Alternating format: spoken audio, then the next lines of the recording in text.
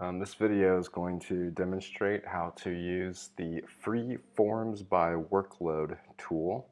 And for this prototype here, I'll just show you how to set up a new client onboarding workflow using the free Workload Forms. So this is what a blank workflow looks like when you first set one up. And you'll notice this easy shortcut button here called Forms by Workload. Just go ahead and click that and select New Form Submission. Hit Continue, and now you'll see all these settings and configuration options for your form. So let's kind of go through these one by one. So here we'll give our form a title called New Client Onboarding.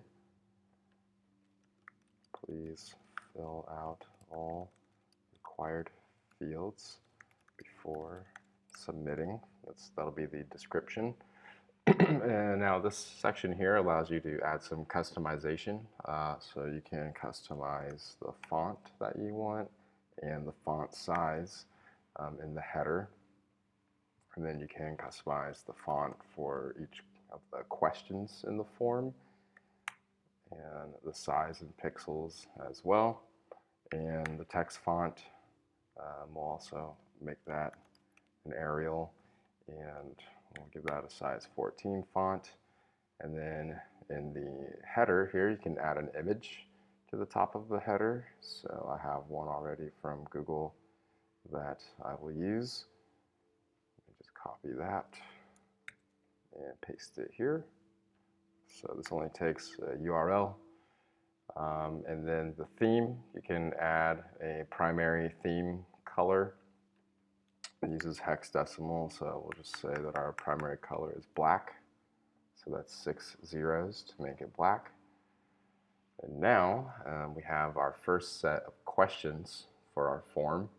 And then you have something called additional sections.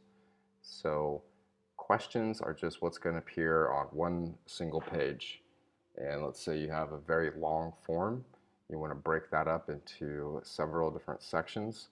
Then you would start adding sections. So for example, we'll say here that the first question is the person's first name. And the type is going to be a short text, and it's required. And then we'll ask them to provide their last name, short text and required. And then we'll ask them for their email address, short text required.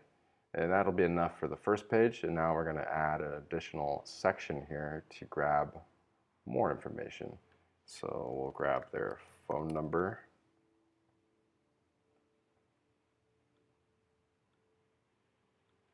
and their street,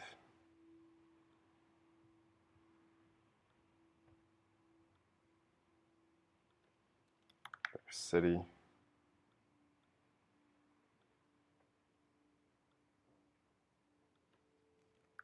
state, and we'll say it's the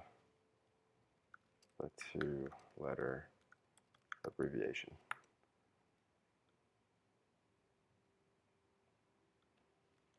And their zip code.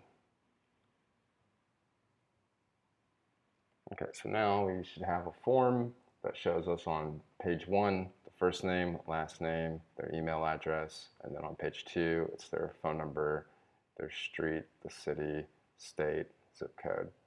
Now we have these optional checkboxes here, so if you want to display a confirmation page before the user submits the form, you can check the box here. And if you want to display a results page that shows on the success page what was submitted, then you can also check the box here too. So now we'll hit continue, and you'll see here there's a link, and it asks you to copy the form URL. So let's copy this URL, and then we're going to paste it into our browser. So now here you'll see we have our form, and it has a stepper here. It shows you how many steps are in the form. Has our logo. etc. So we'll go ahead and fill out the form. So my name is Brian Smith, and my email address is bsmith@workload. I hit next. Now it takes me to my phone number, my street, my city, fill that out, my state, and my zip code. We'll go ahead and hit next. And since we selected the show, confirmation, this is the confirmation output. So here it shows us all the questions, and then it shows what our answers were to each question. So now we can review this. And if something doesn't look right, we can go back and change it. But I'm going to go ahead and hit submit. And there we go. We just hit submit, and now it shows us what was submitted. So the form is working. And we'll go ahead and submit another response. And what we'll do now is we're going to set the form up.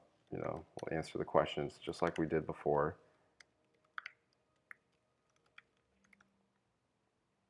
Hit next.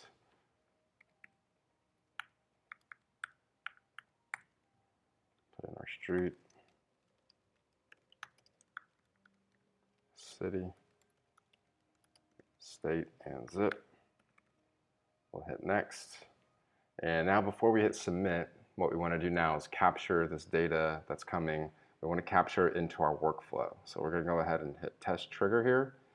And now you can see that the workflow is on, but it's grayed out. We're listening for data. We're listening for a new form submission. So let's just go ahead and hit submit here. And back on workload here, now we'll see that the data is now available for us to continue with. And we'll go on to our second step,